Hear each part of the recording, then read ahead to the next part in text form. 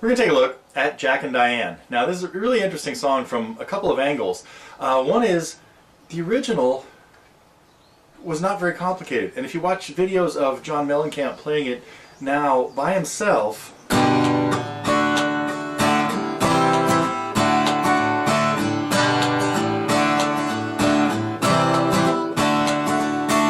the whole thing goes like that.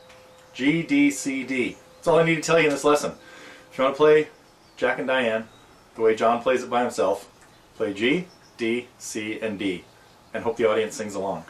I don't think he thought that much of the guitar parts that got layered on by Mick Ronson as producer at the time in 1982 when he was working on the album American Fool.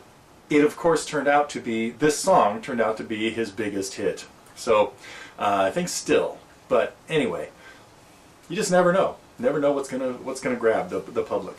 In any case, this is still only about a 1.5 trick pony song, but some really interesting little things happen with triads, just partial versions of the chords. That's what I played in the beginning.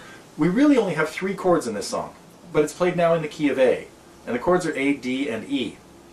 Different voicings of the chords up the neck, although this could also work down here.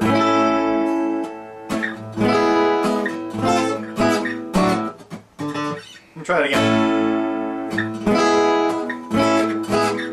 There it is. I would usually play it up the neck, but anyway, that's beside the point. And then those same voicings get used for the cool little guitar part.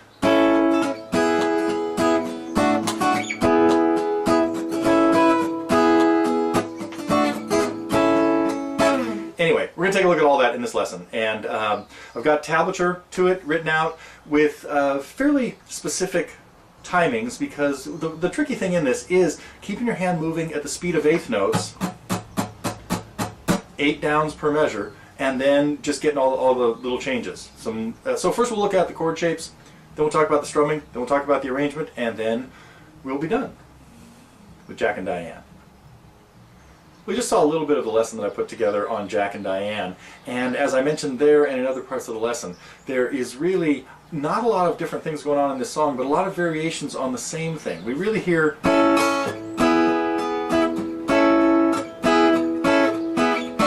there was the introduction kind of played with the chords that are used in the verse.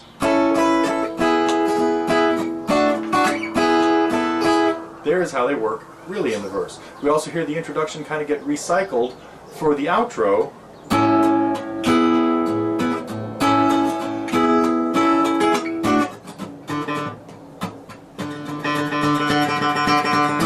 Anyway, some great things in that song that are really fun to play, and good counting techniques to make sure you get all the strumming right. So mostly what we talk about, or one of the main things we talk about in that, is paying attention to the eighth notes and making sure you account for all 8 strokes, 8 downs that you have to do in every measure. Now this is available at TotallyGuitars now as part of the Target program, or as an individual lesson if you'd like to check it out that way. But we have the Target program consists of hundreds and hundreds of songs, pretty much all of which have interesting techniques in them and things that you can carry over into other songs. So I would really encourage you to check out our monthly membership set up at TotallyGuitars. There are also a lot of free songs to get you started, free lessons, and a great free beginner's course if you haven't played it all yet and you want to head into doing something like this. So when you can, come check us out at TotallyGuitars.